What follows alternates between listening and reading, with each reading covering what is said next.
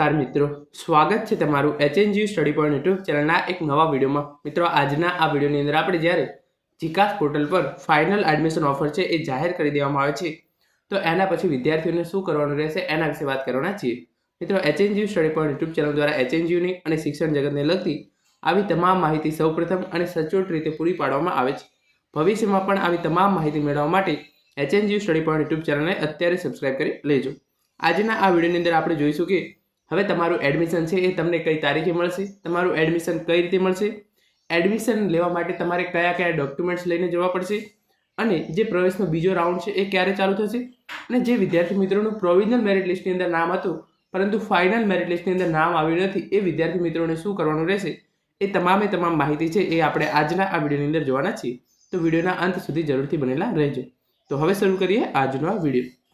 તો સૌપ્રથમ આપણે જોઈ લઈએ કે જે વિદ્યાર્થી મિત્રોનું એડમિશન થઈ ગયું છે એ વિદ્યાર્થીઓએ કોલેજમાં જઈ અને એડમિશન ક્યારે મેળવવાનું છે। તો આ વિદ્યાર્થીઓને તારીખ 18/6/2024 થી 25/6/2024 દરમિયાન જે કોલેજ છે ત્યાં જતું રહેવાનું છે અને ત્યાં જઈ અને એમના જરૂરી ડોક્યુમેન્ટ અને ફી સબમિટ કરાવીને એડમિશન લેવાનું છે। કયા કયા ડોક્યુમેન્ટ લઈને જવાનું છે એના રિલેટેડ ઇન્ફોર્મેશન પણ હું તમને આપું છું આ વિડીયોના અંદર જ। હવે આપણે વાત કરીએ કે જે વિદ્યાર્થી મિત્રોનું પ્રોવિઝનલ મેરિટ લિસ્ટમાં નામ હતું પરંતુ ફાઇનલ મેરિટ લિસ્ટમાં નામ નથી આવ્યું એમણે શું કરવાનું રહેશે।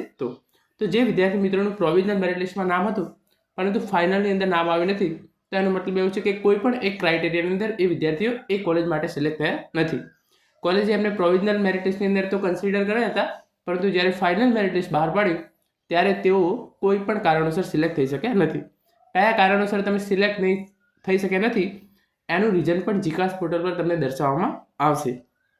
તો આ વિદ્યાર્થીઓ શું કરવાનું છે, આ વિદ્યાર્થીઓનું એડમિશન છે એ બીજા રાઉન્ડની અંદર ચોક્કસ થઈ જશે કારણ કે આ વખતે તમે જોશો કોઈ પણ એક વિદ્યાર્થી છે ફોર એક્ઝામ્પલ એણે 4 થી 5 કોલેજો પસંદ કરેલી હશે તો ઘણી બધી કોલેજો દ્વારા એ વિદ્યાર્થીને ઓફર આપવામાં આવેલી હશે તો એ વિદ્યાર્થી કોઈ એક જ કોલેજની અંદર એડમિશન લેશે તો બાકીની તમામ કોલેજો છે ત્યાં જે છે જગ્યાઓ પાછી ખાલી પડી જશે।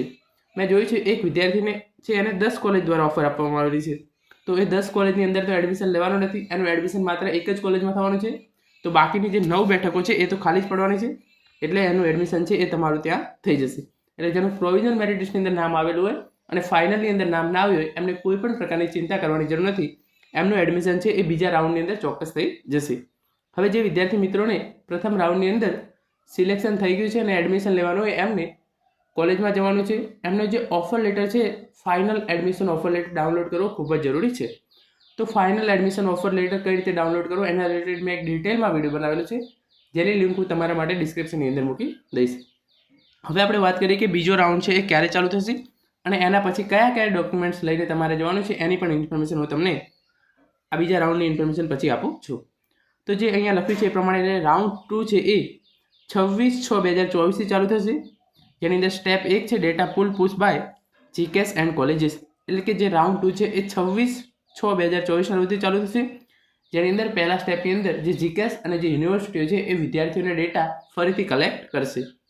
જે 27/6/2024 થી 29/6/2024 દરમિયાન new admission offer preparation as per the remaining intake and offering admission through GKS portal એટલે કે 27/6/2024 થી 29/6/2024 દરમિયાન બીજા રાઉન્ડનું નવું મેરિટ લિસ્ટ બહાર પડશે અને તમારા જે નવા ફાઇનલ એડમિશન ઓફર રાઉન્ડ 2 ના છે એ બહાર પાડવામાં આવશે અને જે વિદ્યાર્થી મિત્રોનું રાઉન્ડ 2 ની અંદર સિલેક્શન થઈ જશે એ વિદ્યાર્થીઓનું એડમિશન છે 1/7/2024 થી 3/7/2024 દરમિયાન કરવામાં આવશે। આ વિદ્યાર્થીઓને પણ સ્ટેપ 1 ની અંદર એટલે કે રાઉન્ડ 1 ની અંદર જે પ્રમાણે એડમિશન થાય છે એ પ્રમાણે જ એડમિશન થશે અને આ વિદ્યાર્થીઓને પણ જે અહીંયા કહું છું એ જ ડોક્યુમેન્ટ લઈને જવાના રહેશે। તો ચલો હવે હું તમને કહી દઉં તમારે કયા કયા ડોક્યુમેન્ટ છે એ લઈને જવાનું રહેશે। તો તમે અહીંયા જોઈ શકો છો એ પ્રમાણે ઓફર લેટર મળ્યા બાદ વિદ્યાર્થીએ નીચે જણાવેલ અસલ પ્રમાણપત્રો તથા તેની નકલ સાથે કોલેજમાં રૂબરૂ આવવાનું રહેશે। એટલે કે તમને જ્યારે ફાઇનલ એડમિશન ઓફર છે એ મળી જાય છે જીકેએસ પોર્ટલ પરથી ત્યારે તમારે આ અસલ પ્રમાણપત્રો એટલે કે આ ઓરિજિનલ ડોક્યુમેન્ટ પણ લઈ જવાના છે અને એ તમામ જે પ્રમાણપત્રો છે એની એક ઝેરોક્સ કોપી સાથે લઈને જવાની છે। તો તમે જોઈ શકો છો જે પહેલા નંબરે છે એ છે જીકાસ પોર્ટલ પર ભરેલ ફોર્મની પ્રિન્ટ એટલે કે તમે જીકાસ પોર્ટલ પર જે ઓનલાઈન ફોર્મ ભર્યું છે એની લાસ્ટમાં તમે એક પ્રિન્ટ લીધી હશે, તમારે એ પ્રિન્ટ સાથે લઈ જવાની છે। જીકાસ પોર્ટલ પર મળેલ જે તે પસંદગીના વિષયના ઓફર લેટરની પ્રિન્ટ એટલે કે જીકાસ પોર્ટલ પર જે ફાઇનલ એડમિશન ઓફર તમને કરવામાં આવી છે એની તમારે એક પ્રિન્ટ લઈને જવાની છે। શાળા છોડ્યાનું પ્રમાણપત્રની નકલ એટલે કે જે એલસી છે, શાળા છોડ્યાનું પ્રમાણપત્ર, લિવિંગ સર્ટિફિકેટ, એની એક તમારે ઝેરોક્સ લઈને જવાનું છે. ધોરણ 12ની તમામ પ્રયત્નોની માર્કશીટની નકલ. એટલે કે જો તમારે ધોરણ 12ની અંદર એકથી વધારે પ્રયત્નો હોય, એટલે કે તમે ધોરણ 12ની પરીક્ષા એકથી વધુ વાર આપેલી હોય, તમે જેટલી વાર પરીક્ષા આપી હોય એ તમામે તમામ પ્રમાણપત્રોની તમારે ઝેરોક્સ અને ઓરિજિનલ બંને લઈ જવાના છે. શાળામાંથી મળેલ ટ્રાયલ પ્રમાણપત્રની નકલ. જ્યારે તમે ધોરણ 12ની માર્કશીટ લેવા શાળામાં ગયા છો ત્યારે એના સાથે સાથે તમને ટ્રાયલ સર્ટિફિકેટ પણ છે એ આપવામાં આવ્યા છે, તો તમારે એ પણ સાથે લઈ જવાના છે. માર્ચ 2024 પહેલાં ધોરણ 12ની પરીક્ષા પાસ કરેલ હોય તો તે અંગે ગેપ અંગેનું નોટરી કરેલ સોગંદનામાની નકલ. એટલે કે જે વિદ્યાર્થીઓએ વચ્ચે ગેપ લીધેલો હોય, ફોર એક્ઝામ્પલ માર્ચ 2022ની અંદર બોર્ડની પરીક્ષા આપી હોય અને વચ્ચે 2 વર્ષનો ગેપ લીધો હોય, તો આ માટે એમણે જે 20 રૂપિયાનો અથવા 50 રૂપિયાનો સ્ટેમ્પ આવે છે એના પર ગેપ સર્ટિફિકેટ કઢાવવું પડશે અને એનું એક એમને સોગંદનામું કરી અને એની નકલ છે એ લઈ જવાની રહેશે. જાતિ અંગેના દાખલાની નકલ. એટલે કે જે જાતિ અંગેનો દાખલો છે, જે વિદ્યાર્થીઓ SC, BC, SC, ST, EWS કેટેગરીની અંદર આવતા હોય તો એમને એમનો દાખલો કઢાવેલો હશે, તો એમનો એ દાખલો છે એ ઓરિજિનલ અને એની નકલ બંને તમારે કોલેજમાં સાથે લઈ જવાનું છે.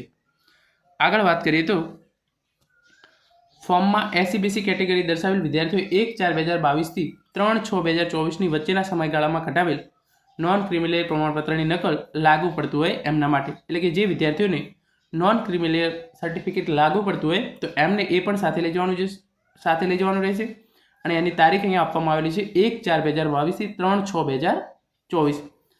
આ સમયગાળાની અંદર કઢાવેલું તમારું નોન ક્રિમિલિયરનું સર્ટિફિકેટ જો તમને લાગુ પડતું હોય તો તમારે સાથે લઈને જવાનું રહેશે. ફોર્મમાં EWS કેટેગરી દર્શાવેલ આર્થિક રીતે નબળા વર્ગોમાં આવતા વિદ્યાર્થીઓએ 1/4/2022 થી 3/6/2024ની વચ્ચેના સમયગાળામાં કઢાવેલ EWS પ્રમાણપત્રની નકલ લાગુ પડતું હોય એમના માટે. તો જે વિદ્યાર્થીઓ EWS કેટેગરીના હોય તો એમના માટે પણ EWSનું પ્રમાણપત્ર છે એની નકલ લઈને જવાની રહેશે અને એ છે 1/4/2022 થી 3/6/2024ના વચ્ચે કઢાવેલું હોવું જોઈએ. એના પછી તમારે જે ડોક્યુમેન્ટ લઈને જવાનું છે એ છે આધાર કાર્ડની નકલ. એટલે કે તમારું જે આધાર કાર્ડ છે એની એક ઝેરોક્સ કોપી સાથે લઈ જવાની છે અને પછી લઈ જવાનું છે એકેડેમિક બેંક ઓફ ક્રેડિટ ABCIDની નકલ. જે તમામ વિદ્યાર્થીઓ સેમેસ્ટર 1ની અંદર પ્રવેશ લઈ રહ્યા છે એમના માટે ફરજિયાત academic bank of credit ABCID હોવું કમ્પલસરી છે. તો ABCID કઈ રીતે બનાવવું એના રિલેટેડ પણ મેં એક ડિટેલમાં વિડીયો બનાવેલો છે, જેની લિંક હું તમારા માટે નીચે ડિસ્ક્રિપ્શનની અંદર મૂકી દઉં છું. તો તમામ વિદ્યાર્થીઓ જે ABCID છે એનો નંબર છે એ સાથે લઈને જવાનું છે. તમે જ્યાં જે એકેડેમિક બેંક ઓફ ક્રેડિટની જે ઓફિશિયલ વેબસાઇટ છે ત્યાં તમારી જરૂરી વિગત નાખી અને તમે જે ABCID છે એ જનરેટ કરી શકો છો. તો તમારે એની પણ એક પ્રિન્ટ છે એ લઈ અને જવાનું છે. અન્ય બોર્ડમાંથી આવતા વિદ્યાર્થીઓ યુનિવર્સિટીમાંથી પ્રોવિઝનલ એલિજિબિલિટી પ્રમાણપત્ર લાવવાનું રહેશે. એટલે કે જે વિદ્યાર્થીઓ ગુજરાત બોર્ડ સિવાય બહારથી ભણીને આવતા હોય એમના માટે પ્રોવિઝનલ એલિજિબિલિટી સર્ટિફિકેટ લાવવાનું રહેશે. આ જેને લાગુ પડતું હોય એના માટે જ છે. જે વિદ્યાર્થીઓ સ્પોર્ટ્સ કેટેગરી દર્શાવેલ હોય તો રાજ્ય અથવા કેન્દ્રના સરકારના પ્રમાણપત્રોની નકલ. એટલે કે જે વિદ્યાર્થીઓ સ્પોર્ટ કેટેગરીની અંદર એડમિશન લેવા માગતા હોય એમના માટે એના જરૂરી પ્રમાણપત્રો છે એ લાવવા જરૂરી છે. દિવ્યાંગ દર્શાવેલું હોય તો દિવ્યાંગતાના પ્રમાણપત્રની નકલ. એટલે કે જે વિદ્યાર્થીઓ એમનું દિવ્યાંગ દર્શાવેલું હોય તો એના માટે જે જરૂરી ડોક્યુમેન્ટ હોય એને સપોર્ટ કરતા ગુજરાત સરકાર દ્વારા અથવા ભારત સરકાર દ્વારા બહાર પાડવામાં આવેલું હોય એની પણ નકલ લઈને જવાની રહેશે. અને પાસપોર્ટ સાઇઝના તાજેતરના ફોટા. તો જે આ તમામ છે 15 ડોક્યુમેન્ટ કુલ થયા એ તમામ એને અસલ પણ લઈ જવાના છે અને એની નકલ પણ લઈ જવાની છે. અને આની અંદરથી તમને જેટલા પણ ડોક્યુમેન્ટ લાગુ પડતા હોય તમામ ડોક્યુમેન્ટ છે એ તમારે સાથે લઈ જવાના છે. ઉપરોક્ત પ્રમાણપત્રો અસલ તથા તેની એક ઝેરોક્સ નકલ સાથે લાવવાના રહેશે. એટલે કે તમામ ડોક્યુમેન્ટ ઓરિજિનલ પણ લઈને જવાના છે અને એની એક ઝેરોક્સ છે એ પણ તમારે સાથે લઈને જવાની છે. તો મિત્રો આ હતો આજનો વિડીયો, જેની અંદર આપણે જ્યારે ફાઇનલ એડમિશન ઓફર છે એ તમામ કોલેજો અને યુનિવર્સિટી દ્વારા જાહેર કરી દેવામાં આવે છે ત્યારે હવે વિદ્યાર્થીઓએ શું કરવાનું રહેશે એના વિશે માહિતી મેળવી છે. Thank you so much for watching.